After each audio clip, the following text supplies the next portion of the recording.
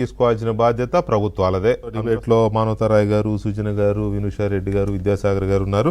ఒకసారి మానవతారాయ్ గారు, ఈ మూమెంట్స్ సరే ఇప్పటివరకు తను విజయ్ మల్లంగి ఆయన రాంచీలో వచ్చి చెప్పారు ఏంటనేది మొత్తం మీరు అందరూ విన్నారు కదా. ఈ మూమెంట్స్ని ఇనీషియల్ స్టేజ్లోనే వస్తాయి, సమస్యలు లేకుండా ఓ కుప్పలు కుప్పలుగా పుడుతూనే ఉంటాయి సమస్యలు. ఆ సమస్యకు సంబంధించి ఏదో ఒక సెక్షన్ ఆఫ్ పీపుల్ లేదా ఎవరైనా స్పందించి ఒక ఉద్యమంలోకి తీసుకొస్తున్నప్పుడు దాన్ని ఆరంభంలోనే గుర్తిస్తే ఇది రాదు కదా. ఎందుకు అలా చేయలేకపోతున్నారు? ఇప్పుడు కేంద్ర ప్రభుత్వం కానీ బీజేపీ ప్రభుత్వాలు ఎట్లా ఉంటాయంటే నిరంకుశంగా నియంతృత్వంగా ఉంటాయి. ఏ ప్రభుత్వం కాంగ్రెస్ నేను చెప్తాను, జార్ఖండ్ కూడా అంతే కదా. నేను చెప్తా కదా, జార్ఖండ్ ఆడ బొమ్మలు కానీ రాహుల్ గాంధీ చర్చలు జరుపుతుండు, ఫోన్లో సంభాషిస్తాడు. ఇలా కొప్పుల రాజు గారు ముఖ్యమంత్రి దగ్గరికి విద్యార్థుల యొక్క డెలిగేషన్ తీసుకుపోయాడు, మాట్లాడిను. చరిత్రలో సంఘటనలు చెప్తాను, విద్యార్థి ఉద్యమాలను ఏ విధంగా కాంగ్రెస్ ప్రభుత్వం గౌరవించింది. నిర్భయ చట్టం, ఇండియా గేట్ దగ్గర ఇంతకన్నా పెద్ద ఎత్తున ఉద్యమం జరిగింది. కానీ సోనియా గాంధీ గారు యూపీఏ చైర్పర్సన్గా అక్కడ ఎవరైతే పోరాటం చేస్తున్నారో అందరిని పిలిపించి పటిష్టమైనటువంటి దృఢమైనటువంటి బలమైనటువంటి చట్టం తెచ్చిన తర్వాత ఉద్యమం ఆగిపోయింది.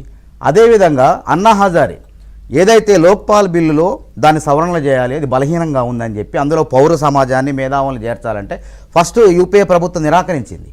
ఆయన 5 రోజులు 6 రోజులు దీక్ష చేస్తే డజన్ మంది కేంద్ర మంత్రులు చిదంబరం దగ్గర నుంచి వీరప్ప మొయిలీ దగ్గర నుంచి ప్రణబ్ ముఖర్జీ దగ్గర అందరు చర్చలు జరిపి ఆయన దీక్షను నిర్వహింపజేసి ప్రధాని మన్మోహన్ సింగ్తో కూర్చోబెట్టి ఆ లోక్పాల్ బిల్లును తయారు చేసిన సంఘటనలు ఉన్నాయి.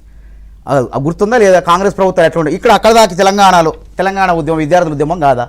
కేసీఆర్ గారు నిమిషంలో దీక్ష కూర్చుంటే చిదంబరం గారు రాష్ట్ర మంత్రులు ఫోన్లో కేసీఆర్ గారికి ఏం కావద్దు అప్రమత్తంగా ఉండని చెప్పి హామీ. ఆ మాటకు వస్తే తెలంగాణ ఉద్యమం స్టార్ట్ అయిన తర్వాత 10 ఏళ్ళు నాంచకుండా ఇచ్చి ఉంటే అంతమంది అట్లని కాదు కదా. ఇప్పుడు అదే కాదు,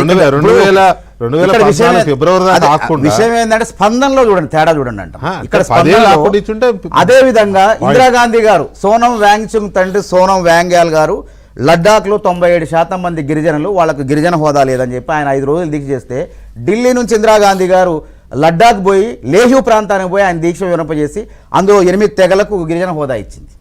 అట్లా ఎక్కడ చూడండి, తెలంగాణ ఇచ్చినా కానివ్వండి, చట్టాలు చేసినా కానివ్వండి, ఇవన్నీ కూడా కాంగ్రెస్ ప్రభుత్వాలు స్పందించే ప్రభుత్వాలు, బంధించే ప్రభుత్వాలు కావు.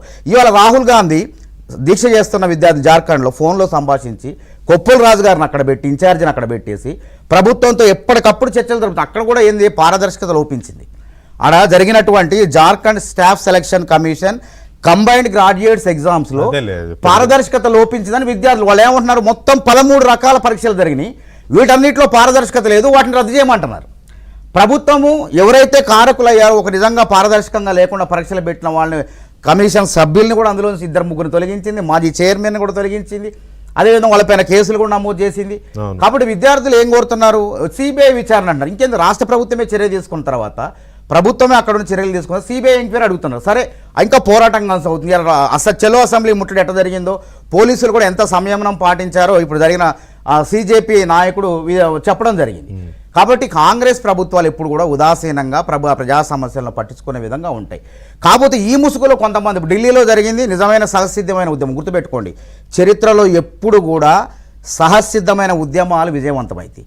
ఎవడైతే రాజకీయ ప్రయోజనం కోసం ముసుగు వీరులు నెట్టి ముందుకు నెట్టి ఉద్యమాలు చేపిస్తారో అట్లాంటివన్నీ తాత్కాలికం కృత్రిమ ఉద్యమాలు ఎప్పుడు ఆంధ్రప్రదేశ్లో ఇక్కడ జరుగుతున్న నిరుద్యోగ ఉద్యమంలో తెలంగాణలో కొంతమంది కృత్రిమ నిరుద్యోగులు తయారు చేసి వదిలిపెట్టారు. ఎప్పుడు పోరాటం చేయాలా? నీటు పరీక్ష 22 లక్షల మంది విద్యార్థుల భవిష్యత్తు, 14 మంది చనిపోయారు. 2024లో లీక్ అయింది. రాధాకృష్ణన్ ఇస్రో మాజీ చైర్మన్ రాధాకృష్ణన్ గారు పలు సూచనలు చేసిండు, ఏం చేయాలా లీకులు కాకుండా అంటే కంప్యూటర్ బేస్డ్ టెస్ట్ పెట్టమన్నాడు. అదేవిధంగా అవుట్సోర్సింగ్ సిబ్బంది ఉన్నారు, శాస్త్రీయ సిబ్బంది లేరు, అసలు ఎన్టీఏకు జవాబుదారితనం లేదన్నాడు. ఇది ఒక రాజ్యాంగబద్ధ సంస్థ కాదన్నాడు. ఇది యూపీఎస్సీ లాగా లేకుంటే మన టీజీపీఎస్సీ లాగా రాజ్యాంగబద్ధ సంస్థ లేదు, కాబట్టి దీన్ని రాజ్యాంగబద్ధ సంస్థ కూడా చేయమన్నారు. ఆ పరీక్షలు ఎప్పుడైనా ముద్రణ దగ్గర లీకులు అవుతున్నాయి, కాబట్టి ఈ చేరవేతలు పరీక్షా కేంద్రాలకు చేరవేతలు లీకులు అవుతున్నాయి. అసలు కంప్యూటర్ బేస్ లేదంటే ఒక అర్ధగంట ముందు ప్రశ్నాపత్రాన్ని కంప్యూటర్లో వదిలిపెట్టండి లీకులు కావని చెప్పి సూచనలు చేస్తే 24లో సూచనలు చేస్తే మేమందరం కూడా ఢిల్లీలో ఆ రోజు పెద్ద ఎత్తున పోరాటం జరిగింది. కాకపోతే ఆ రోజు Congress party, NSA, youth Congress వీళ్ళంతా పోరాటం చేశారు కాబట్టి అది రాజకీయ ఉద్యమంగా పోయింది. కానీ అదే ఉద్యమాన్ని రెండోసారి లీక్ అయ్యేసరికి 14 మంది చనిపోయేసరికి జనాగ్రహం మొత్తం కనపడింది. ఎన్ని రకాల దారులు బంద్ చేసినా, రైళ్లు బంద్ చేసినా మొత్తం యువత మొత్తం ఢిల్లీ చేరుకున్నది. కాబట్టి అది నిజమైనటువంటి సహసిద్ధమైన ఉద్యమం కాబట్టి విజయవంతమైంది. కాబట్టి మేమేమన్నా జార్ఖండ్లో కూడా విద్యార్థులు పోరాటం చేస్తాం. అది ప్రభుత్వం ఏదైనా కానీ కాంగ్రెస్ ప్రభుత్వంలో భాగస్వామ్యం ఉండి కూడా వెళ్ళి వాళ్ళకి ఎప్పటికప్పుడు చర్చలు జరిపితే ఎటువంటి ఇబ్బందులు లేకుండా విద్యార్థుల పైన కార్యక్రమాలు చేపడుతుంది. కాబట్టి ఇక్కడ కేసీఆర్ గారు నిర్వహించే ఉద్యమం, కేటీఆర్ గారు నిర్వహించే ఉద్యమం ఎట్లుంది? ఇక్కడ లీకులు అయినాయా? వాళ్ళకి చేతగాని గ్రూప్ 1 పరీక్షను రేవంత్ రెడ్డి 14 సంవత్సరాల తర్వాత పరీక్ష పెట్టి, పారదర్శకంగా పరీక్ష పెట్టి మట్టిలో మాణిక్యాలని ప్రతిభావంతులైనటువంటి వాళ్ళందరికీ ఉద్యోగాలు ఇస్తే వాళ్ళకి ఎట్టుందంటే మన రజనీకాంత్ సినిమాలో రమ్యకృష్ణ డైలాగ్ ఉంది కదా, నాకు దక్కంది ఎన్నటికి ఇంకోటి దక్కడానికి వీల్లేదు అన్నట్టు, మాకు పెట్టడం చేతగాని పరీక్షలు రేవంత్ రెడ్డి ఎన్నటికీ పెట్టడానికి వీల్లేదు అన్నట్టు వీళ్ళు కృత్రిమ ఉద్యమాలు చేస్తారు. అదేవిధంగా ఆంధ్రప్రదేశ్లో గుర్తుపెట్టుకోండి, ఎప్పుడన్నా ఉద్యోగాల సంఖ్య తక్కువ ఉంటుంది. ఎంతమంది ఎంత రాసిన 5,70,000 మంది ఆంధ్రప్రదేశ్లో దరఖాస్తు చేసుకున్నారు. ఎంపికైంది ఎంతమంది? 15,941 మంది. కాకపోతే ఏంటంటే అసంతృప్తి ఉంటారు. రాని వాళ్ళకి ఏదో రకంగా ఇది ఆగిపోతే బాగు, ఎవడో ఒకటి ఆపితే బాగు, మళ్ళీ అయితే అక్కడ అట్లేదు. కానీ వీళ్ళు ఏం చేస్తున్నారు? రాజకీయ నాయకులు ఉద్యమాలు చేస్తే ఎట్లా విజయవంతం అయితే చెప్పండి ఆంధ్రప్రదేశ్లో. ఇక్కడ కూడా ఏంది, రాజకీయ నాయకుడు కేటీఆర్ మన సభ పెట్టిండు, నిరుద్యోగుల సభ. ఎక్కడ లీకులు అయితే పోరాటం చేయాలి. ఇప్పుడు నీటి ఉద్యమం లీకులు అయింది, 14 మంది చనిపోయారు. రేవంత్ రెడ్డి ఎన్ని పరీక్షలు గ్రూప్ 2 పెట్టిండు, గ్రూప్ 1 పెట్టిండు, అన్ని పరీక్షలు పెట్టిండు, ఎక్కడ లీక్ కాలేదే.